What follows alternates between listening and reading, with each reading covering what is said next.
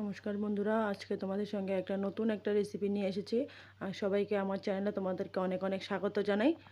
আজকে তোমাদের মুড়ি পটল রান্না করে দেখাবো, কোনো রকম মশলা ছাড়া তোমাদের মুড়ি পটল রান্না করে দেখাবো। তোমরা প্রথম থেকে শেষ পর্যন্ত দেখবে। ভিডিওটা ভালো লাগে একটা লাইক কমেন্ট শেয়ার করে দেবে। তো চলো তাহলে শুরু করি। তো এখানে আগে মুড়ি পটল, যেহেতু মুড়িগুলো আগে ভেজে নিতে হবে, তো এখানে আমি বড় চামচের 1 চামচ, মানে 4 চামচ বড় চামচের 1 চামচ আমি মুড়ি দিয়ে দিয়েছি, আর দুটো দারচিনি ভেঙে দিয়ে দিয়েছি। তো এগুলো একটু রোস্ট করে নেব। বেশি রোস্ট করা যাবে না, পরে বেশি রোস্ট হলে কী হবে, তেতো হয়ে যাবে। হালকা ভেজে নিলেই হবে। এই দেখো হালকা ভেজে নিয়েছি, এটা থেকে একটা সুগন্ধ বেরিয়ে এসেছে। এখন আমি এটা নামিয়ে নেব। তো নামিয়ে নিয়েছি, এটা একটু গুঁড়িয়ে নিতে হবে। তো এখন কড়াইতে আবার সর্ষের তেল দিয়ে দিলাম। তো আমি পটল আগেই কেটে লবণ হলুদ মেখে রেখেছিলাম, দুভাগ করে কেটে নিয়েছি। তো এখন ভেজে নেব। তো সবগুলো পটল আমি তেলে দিয়ে দিয়েছি, এখন ভেজে নেব। তো এক পিঠ করে আমি হালকা হালকা আঁচে আমি ভেজে নিব। বেশি জোরে আঁচ দিলে কি হবে, পটলগুলো পুড়ে যাবে, খেতেও ভালো লাগবে না। তাই আমি হালকা আঁচে আমি পটলগুলো ভেজে নেব, এই পিঠ ও পিঠ করে।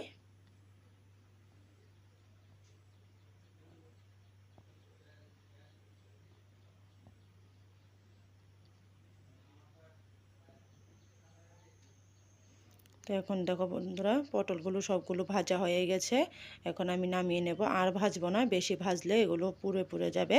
তো আর ভাজবো না, এরকম করে আমি ভেজে নামিয়ে নেব। সবগুলো পটল ভাজা হয়ে গেছে, এখন নামিয়ে নিচ্ছি।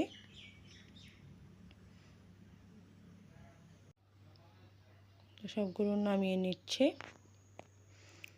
সবগুলো নামানো হয়ে গেছে বন্ধুরা। এখানে আমি দুটো মাঝারি সাইজের আলু এরকম লম্বা লম্বা করে কেটে নিয়েছি, এগুলো ভেজে নেব এখন।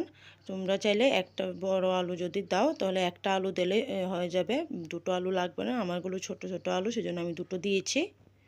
একটু সামান্য একটু লবণ দিয়ে আমি ভেজে নেব, হলুদ দেব না। এই তেলে হলুদ আছে, সেজন্য আমি হলুদ দিলাম না। এই দেখো বন্ধুরা, সবগুলো আলু আমার ভাজা হয়ে গেছে, এখন নামিয়ে নিয়েছি। এখন তেলে দিয়ে দিলাম একটা শুকনো লঙ্কা, একটা তেজপাতা। এগুলো একটু ভেজে নেব।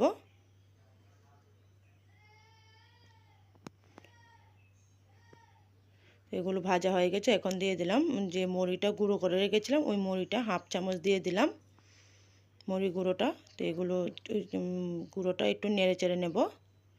তো এরপর এতে এক এক করে আমি মশলা দিয়ে দেব।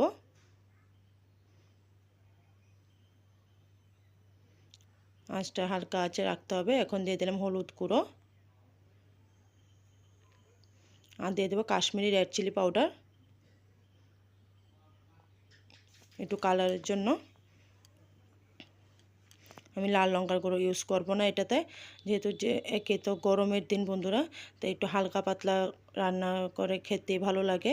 তো মশলাটা যাতে তেতো হয়ে না যায়, সেজন্য হালকা একটু জল দিয়ে দিলাম, যাতে মশলাটা ভাজা হয়ে যায় আর যাতে তেতো না হয়ে যায়। তো এখানে আমি 1 চামচ আদা বাটা আর একটা কাঁচা লঙ্কা আমি বেটে নিয়েছিলাম। তোমরা চাইলে কী করবে, সোমবার যে সময় মানে ফোড়নটা যে সময় দেবে, তোমরা তখন একটা কাঁচা লঙ্কা চিড়ে দিয়ে দেবে, দেখবে ঝালটা উঠে যাবে। তো আমি একটা কাঁচা লঙ্কা বেটে দিয়েছি আদার সঙ্গে। এখানে আর কোনো মশলা যাবে না বন্ধুরা। তো এখানে আদাটা কষানো হয়ে গেছে, এখন দিয়ে দিলাম স্বাদ মতন লবণ, আর এখানে আমি দেবো দুধ। তো এখানে আমি 1 বাটি দুধ দিয়ে দিলাম। দুধটা একটু ফুটিয়ে নেব জাল ওঠা পর্যন্ত। ঢেকে দেব না, ঢেকে দিলে কি হয়, অনেক সময় দুধটা কিন্তু কেটে যায়। তো এখন জাল উঠে গেছে, এখন আলু আর পটল যে ভেজে রেখেছিলাম ওটা দিয়ে দিলাম। ওটা দিয়ে আমি নাড়াচাড়া করে নিচ্ছি। এবার আমি ঢেকে দেব, এটা কম আঁচে হতে থাকবে। তো বন্ধুরা, এই রান্নায় মানে আরও একটু টেস্টি করার জন্য এই রান্নাটাকে আমি আর একটা ফোড়ন দিয়ে দেব, তাহলে আর একটু সুন্দর হবে, রান্নাটা খেতে ভালো লাগবে।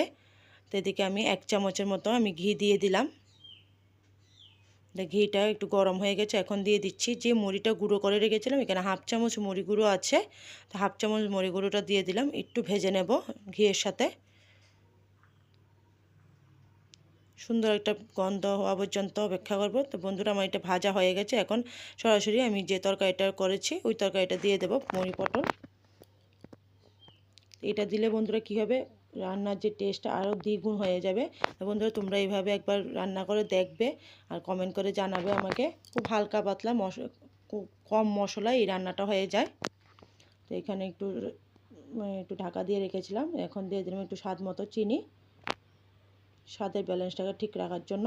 তোমরা যার ইচ্ছে না হয় তা না দিলেও চলবে, যার পছন্দ না হয় চিনি দিতে। তো দেখো বন্ধুরা কালারটা কতটা সুন্দর হয়েছে। এখন আমি এটা রেস্টিং টাইমে দিয়ে রেখে দেব, 10 মিনিট পর আমি দেখাবো।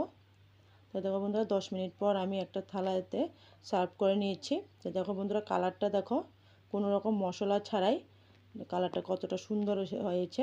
তো তোমরা একবার বাড়িতে এভাবে বানিয়ে দেখবে আর কমেন্ট করে জানাবে আমাকে কেমন লেগেছে তোমাদের খেতে।